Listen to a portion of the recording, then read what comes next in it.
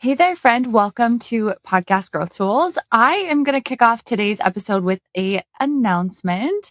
So I am expecting, my husband and I are expecting our second baby. And so the reason I'm telling you this is because if you are watching on YouTube, I am showing up in a hat. I've got my Husqvarna hat on. If you listen, you know we're a dirt biking family. No makeup, and I have just been feeling awful. This has been a very trying first trimester and a half. We're in the second trimester now, and just relentless. And so I'm showing up anyways, because I want you guys to get this good content. I want you to feel inspired. I want you to feel clear. And as we're into 2025, big things and big shifts can happen for your podcast. And so even though I'm not feeling great, even though I have no makeup on, here I am. I'm just happy to be here bringing this content to you. So bear with me. I will admit that for the last few weeks, I was like, maybe I just need to put a pause on my podcast. Like, that's how sick I've been. I've been bedridden. If you have a sensitive stomach, don't listen to the next 5 seconds. Lots of throwing up and just can't catch up, like can't drink, can't eat. And so part of me was like, it's okay, put your podcast on pause. And I didn't want to, because if you've listened to me, you know a few things. One, you know that I am a strong believer in consistency when it comes to the podcast platforms. They love consistency. They love us showing up. They love having consistent cadence. And the other piece was I had batched so far ahead that luckily, not only did I have guests that I kind of shifted up earlier, but I also had some solo episodes that I could put out when I was feeling sick. And so here's a few things I want to say. One, there is no shame in pausing your podcast. Let me be very, very clear on that. For me, I decided not to, but it was like a very thoughtful decision and I almost did. So again, there's no shame if you, for some reason, or you're in a season where you need to pause your podcast. There's no shame there. I just want to say that. For me personally, I decided to keep it going. I have a rock star VA, Daniel, and he was really helpful and supportive, as was my sister, who helps me with a lot of my podcasting tasks. And so if I didn't have them, I would have paused it for sure, without question. Like, absolutely would have paused it until I felt better and ready to come back. And the other piece I want to say is this is why we plan and batch ahead. This is why we get ahead on recording, because I didn't have to be thinking about, oh my gosh, I don't have, the next 4 weeks of episodes ready. And now I have to figure out what to do, or I have to sit down and record while I'm like throwing up, while I'm, nauseous and this and that. I was able to truly have probably 6 weeks just batched out, plus episodes that I had recorded with guests that were kind of in the tank, and I just like moved them up. So what a relief. What a blessing. This is why we really need to set aside time to get ahead and not push our podcast off. Okay. Woo. So if you are on my email list, you probably already got my email announcing my pregnancy. If you have any guesses on the gender, we are not finding out this time. So I always love to hear what people think. And not that you guys know me too personally, but I get a lot of messages saying you've binged my show. And so maybe you feel like you know me and can give a guess, or maybe you have like an intuitive sense. I do have an intuitive sense, but we found out with our daughter, which was really fun. And this time around, we're not. But I will give a huge shout out to I finally met with there's a couple things that I've been doing. If you're sick, if you are having a first or even second trimester with all day sickness, I started doing, IV injections. There's a pregnancy one here in St. George that I've been going to, and it has been helping for at least 24 hours. So I'll take it. I also met with Dr. Morgan McDermott. She has the podcast Healthy as a Mother. She is a naturopathic doctor who focuses on pregnancy, fertility, all the things in that realm. And I met with her, put together a protocol, and started it about a week ago. And so I am seeing some improvement. So Morgan, you're a lifesaver.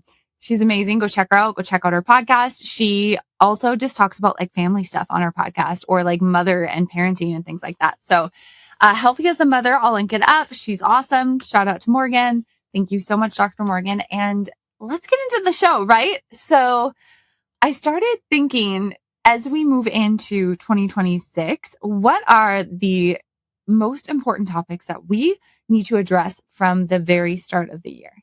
And one thing I see so often is podcasters are sabotaging their show without even knowing it. But because I've been in the industry for a decade, because I've worked with so many shows, so many podcasts, so many podcast hosts, I see patterns and I want to address those with you. So here we go. We're going to talk about the 5 ways that you are sabotaging your podcast growth without even realizing it. And going back to the no shame thing, there's no shame here. We don't know what we don't know. And that's why we do the work. That's why we listen to the podcast. That's why we hire the naturopathic doctors when we're so sick that we can't get out of bed. That is why we do the work, right? So there is no shame here. This is all informative. And I hope that maybe a light bulb goes on for you with something that you go, oh my gosh, I didn't even realize I was doing that. And now we can shift it and we can flip it for this new year, right? So today I'm going to walk you through 5 ways that you might be sabotaging your podcast growth, your podcast, honestly, the connection between your podcast and your business, and what we want to be paying attention to instead. All right. Number 1, you are not using keywords whatsoever. If your podcast name, your episode titles, your descriptions are not keyword informed, you are essentially invisible to Apple, to Spotify. Oh, I know. I mean, I have people come to me who say, we have 160 episodes and we're getting, maybe like 50 downloads an episode. And a lot of times I'll go and I'll take a peek and I'll audit it. And it's like, yeah, well, that's because you're not telling and you're not feeding the platforms what they need to be fed, right? Please, please remember that podcast platforms are search engines. What a freaking benefit to us as podcasters that those are search engines in themselves. It's not Google owning it. It's Apple. It's Spotify. So when people are typing in questions, topics, phrases, your show either shows up or it doesn't based on what you've been feeding it. And here's the hard truth. If your podcast relies only on existing listeners or social media to grow, it will plateau. It won't grow because those are hard-won battles. To stand out, to go absolutely viral just using those things is really difficult. So you do not need to keyword stuff, right? Let's be intentional. You don't need to sound like a robot, but you do need to understand how your audience is actually searching, what words they're actually typing in. And, just because you don't go onto your podcast platform and search a specific word does not mean majority of people don't. And I really want you to understand that people are doing that. We're going to use this example now because I'm just in it. People are searching morning sickness. And if you have a podcast that you happen to talk about that and you're a doctor or a naturopathic doctor or whatever it might be, and you're not using that repeatedly or in your description or in your episode title, then it's not going to show up. If you use something clever like, I don't know, feeling sick. Oh gosh, I would hope nobody would ever do this, but feeling sick and try one, here's your cure. Like that's not going to really give the platforms anything that tells them specifically what they need to hear, right? You should probably be saying morning sickness, struggles during pregnancy, like natural remedies or something like that, right? That is going to be a stronger keyword episode title. Of course, we want it in the description, but it's really important that we start doing this, right? And I'm going to get to the next way that we're sabotaging ourselves, which is, oh my gosh, I see it so much, but we don't need our episode titles to be, again, robotic or sound to AI generated. We can still make them sound good and organic while we use strong keywords. And there is a way we can do this, right? So that actually does lead me to the next way that I see so many people sabotaging their podcast. And it is, okay, it is using AI generated titles without editing them whatsoever, without a human touch to them. And they're awful, guys. They are so obvious, so awful. Please hear me when I say AI is a tool. It is not the strategy for naming your podcast episodes. Okay. It is such a great tool for helping you figure out those keywords, and think outside of the box with keywords and kind of reframe how words might be written or organized or things like that. And one thing I want to say before we really dive into this is don't just assume that you know the keywords that your audience is searching for. I said this before, hear me again, get into dialogue, ask them what, I mean, you could ask them, okay, if you ever go to Apple or Spotify, what words were you searching when you found my show? Or what words do you search when you're looking for XYZ? Or because a lot of them might be like, gosh, I don't know. But there's other things that will tell you what words and keywords that you should be using. It's a myriad of things, right? It's when they send you a message speaking to you about the struggles they have, or a voice message, or when you're on a call or a coaching call with a bunch of your students and they're asking you these questions. What words are they using? What words are they using? Which we should not only be using in our podcast, but in our emails, in our marketing messaging. Like it goes so far beyond it. But don't just assume that you know the keywords you're supposed to be using. Get a good bulk chunk from your audience directly and then expand upon it, right? Because then you can use AI, you can feed them those keywords, and then you can play off of that. But okay, going back to these AI generated titles, I can tell so clearly, like tuned in, so clear when somebody has like dropped a transcript into AI and was like, give me podcast episodes for this. And then just took the first one that they saw or liked. It doesn't work. Like these titles sound vague. They sound generic. Literally, they mostly sound like they could be for any podcast. They're just not doing you any favors, right? So titles like "Let's Talk About Growth," my honest thoughts on podcasting, things I've been thinking about lately.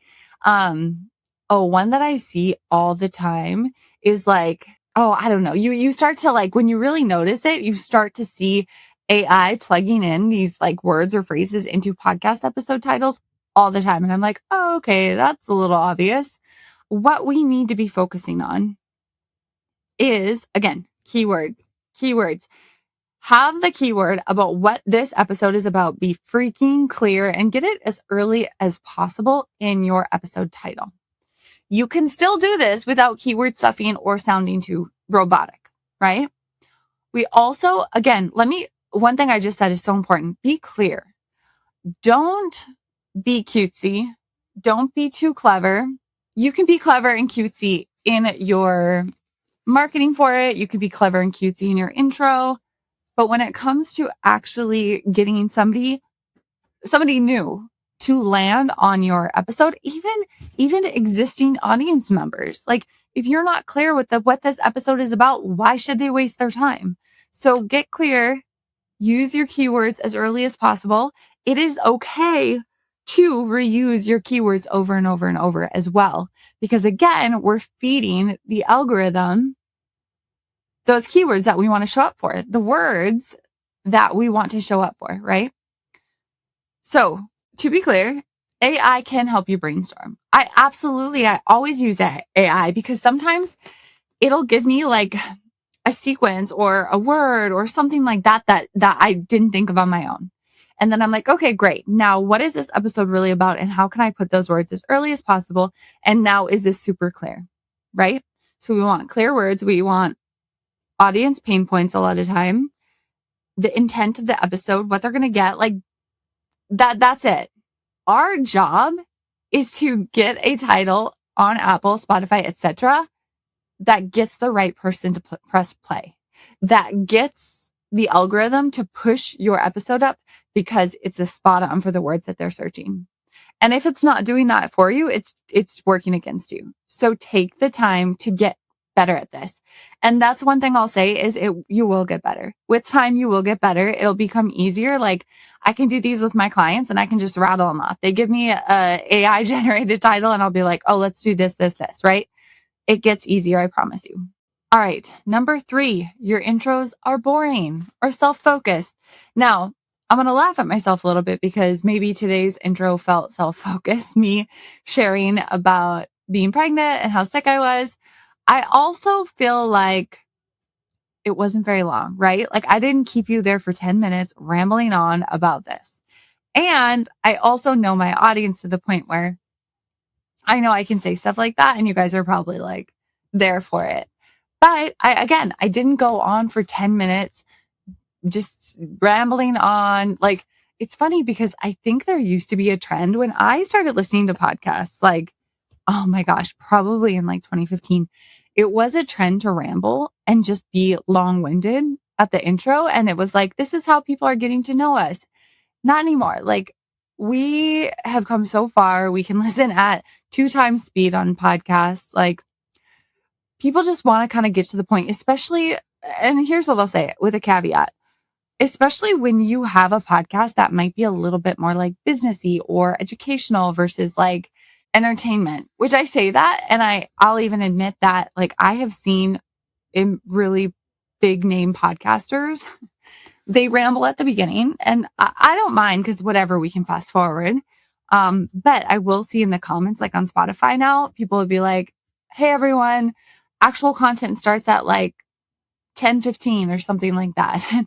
So and pay attention. Like if people are saying that, maybe you might be thinking, oh, oopsies, I pushed it a little bit too much. But really what we want to do is get people hooked right away. I've talked about this before. I will say in this episode, I said, surprise, I'm pregnant or whatever at the beginning. That was in the first 30 seconds. It's going to hook you, right? Because if you've been in my audience, you're going to celebrate with me, hopefully. But go back on my episodes. I usually say like, welcome to the podcast. And then I say something like, did you know that email has 42% ROI compared to social media as 2% ROI or whatever? I just made up those stats, but something like that, that kind of captures them and they go, oh my gosh, I didn't know that. That's really interesting. I need more. And then you've got them and now they're on with their day. They're not scrolling to find like a backup episode if this one doesn't deliver, right? They're like, okay, locked in, loaded, onto my workout, onto doing dishes, onto my walk, whatever it might be. So how can I be as hooky as early on as possible, right? So that's where you can be clever or curiosity driven. Hey guys, like another one. Hey guys, do you want to know the strategy that had 70? Okay, now I'm like going off the cuff now, but it'd be smoother than this. But how about this? Like, hey guys, want to know one strategy that boosted my retention for my membership by 75% or something like that, right? So they want to hear that. They don't want to hear your bio. They want to get to the point. They want to know if this episode is for them. Your intro should ideally very quickly answer, what is this episode about? Why should I care? What am I going to go walk away with? In my episodes, you'll notice I a lot of times very quickly share maybe a stat that's very attractive for my ideal listener, what the episode's about, why they should care, and also like I always like to say, you're going to walk away with. A lot of times I'll try and do that because I do feel like it moves the needle. Like it gets people like, okay, I love it. Like for instance, so I have amazing connections in the marketing world. I mean, I've had the benefit of working with some of the smartest, a lot of women, but a lot of the smartest female marketers I know.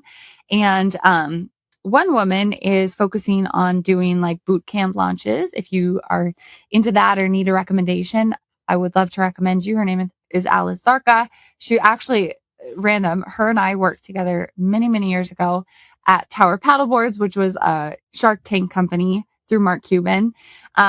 And then I ended up referring her to come and join me at Amy Porterfield. So we both worked there and she ran Amy Porterfield's boot camps for a while, but now she's on her own. So she was coming in to consult me on my boot camp a little bit. And as we were working together, she was so brilliant in saying, okay, what does your challenge or your boot camp, what's the promise? And then what's your course promise? And we can do the same thing for our episode. Like, what is our episode promise? And you can ask yourself that every single time. Okay. All right. So let's talk about number 4. The fourth way you might be sabotaging yourself. You are choosing topics based on what you think your audience wants. This is a big hidden mistake I see. And listen, I get it. A lot of my audience is female entrepreneurs carrying a lot of plates, whether it be entrepreneurship, maybe this is a side gig, so they have a full-time job, their health, maybe they're a parent, their partner, like so many things. And so to actually sit down and plan ahead and think about what your audience wants based on the feedback you've gotten from your audience feels like a lot of work. And so you just think, well, I don't know. I think this episode would be really interesting. I think this topic would be really interesting.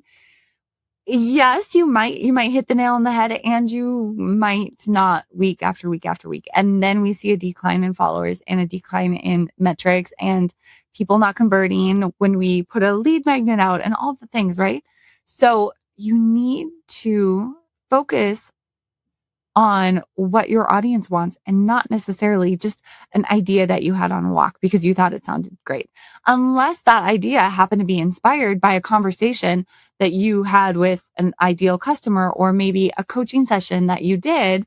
And now this idea came to you from it. Like, that's how we can get to topics. But if we are just like thinking about what we think might be beneficial, like, there is an extent to it where that might work, but make sure we're validating that with our audience. So the other thing I want to say about this is when you are choosing a topic and an episode title, make sure you're not making it about you. I actually have audited quite a few episode titles that are like my story about, overcoming XYZ, which can work, but you can say that in the description. In the title, make it about them, right? So overcoming XYZ, that can be it. And if they're struggling with XYZ, make it about that. And then you can tell your story in the episode, if that makes sense. Okay. Same thing with topics. We need to be thinking about what our audience wants. So where do we get our best episodes from, right? The ones that perform well. Questions you get in DMs, voice messages, written messages, emails people send you. Anytime you're coaching, if you're on a coaching call with your students, your ideal customers, what are they saying? What objections are you hearing on those calls, on sales calls? Anything like that, any patterns you see in your audience's behavior, these are all great ways to find episodes that you know are going to squeeze the juice for your audience, right?